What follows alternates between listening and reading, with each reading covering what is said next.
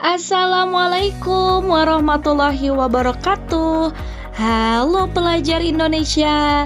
Pada video kali ini, Bu Rizka akan menyampaikan salah satu materi yang ada di bab 2 kelas 8, yaitu tentang memahami proses perumusan dan pengesahan Undang-Undang Dasar Negara Republik Indonesia tahun 1945. Sebelum pembahasan lebih jauh, kita harus terlebih dahulu mengetahui dan memahami apa itu konstitusi. Setiap instansi maupun organisasi, termasuk sekolah, pasti mempunyai tata tertib yang wajib ditaati oleh seluruh anggotanya. Hal tersebut juga dimiliki oleh setiap negara, di mana setiap negara juga memiliki aturan yang wajib ditaati oleh seluruh rakyatnya tanpa terkecuali.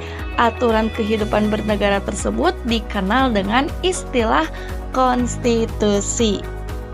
Istilah konstitusi itu sendiri berasal dari bahasa Inggris constitution dan bahasa Belanda konstituti yang memiliki pengertian hukum dasar atau undang-undang dasar. Nah, menurut istilah ketatanegaraan, konstitusi dimaksudkan untuk membentuk, menyusun, atau menyatakan suatu negara. Dari pengertian-pengertian tersebut dapat disimpulkan bahwa konstitusi merupakan hukum dasar yang dijadikan pegangan dalam penyelenggaraan suatu negara. Dilihat dari bentuknya, konstitusi ini ada dua ya. Yang pertama, konstitusi tertulis atau yang biasa disebut dengan Undang-Undang Dasar. Dan yang kedua adalah konstitusi tidak tertulis. Konstitusi tidak tertulis ini biasa disebut dengan konvensi. Nah, selain konvensi, hukum adat juga merupakan bagian dari konstitusi tidak tertulis. Nah, bagaimana sih konvensi itu? Dalam Ketatanegaraan Republik Indonesia, salah satu contoh konvensi yaitu pidato kenegaraan oleh Presiden di hadapan sidang paripurna Dewan Perwakilan Rakyat sebelum tanggal 17 Agustus tentang penyampaian RAPBN. Setelah mengetahui pengertian dan bentuk dari konstitusi, Bu Rizka mau bertanya nih, kalau konstitusi negara Indonesia itu apa? Nah, jawabannya adalah Undang-Undang Dasar Negara Republik Indonesia tahun 1945. Ya, Undang-Undang Dasar ini merupakan hukum dasar ya. Kalau dilihat dari segitiga piramida, Undang-Undang Dasar ini memiliki kedudukan yang tertinggi atau yang pertama dibandingkan dengan peraturan perundang-undangan lainnya dalam tata urutan perundang-undangan di Indonesia. Nah, hal tersebut menunjukkan bahwa Undang-Undang Dasar Negara Republik Indonesia tahun 1945 merupakan sumber hukum bagi seluruh peraturan perundang-undangan yang berkedudukan di bawahnya.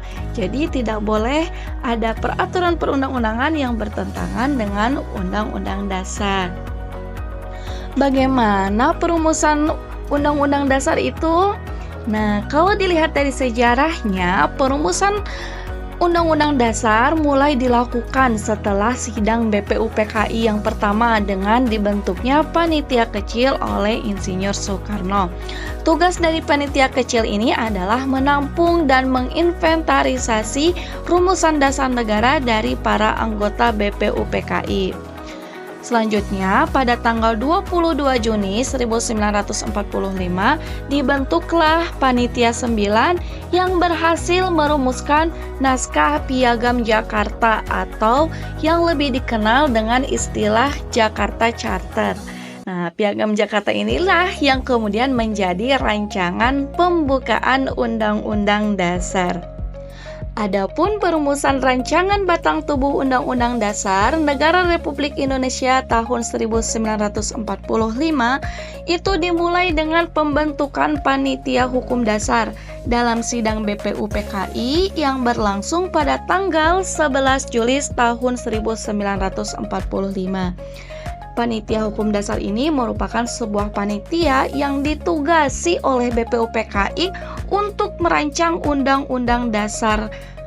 Nah, untuk keanggotaan Panitia Hukum Dasar terdiri dari 19 orang anggota BPUPKI dan diketuai oleh Soekarno.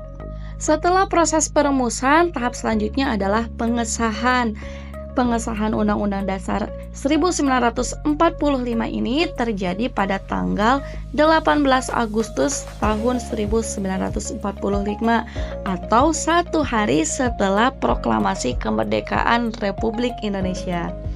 Proses ini dilakukan oleh Panitia Persiapan Kemerdekaan Indonesia atau yang biasa dikenal dengan PPKI dalam sidang pertamanya yang berlangsung di Gedung Pancasila. Dengan disahkannya ini, maka kedudukan Undang-Undang Dasar 1945 sah menjadi sebuah konstitusi atau hukum dasar untuk negara Indonesia. Demikian untuk penjelasan dari video kali ini. See you next time. Wassalamualaikum warahmatullahi wabarakatuh.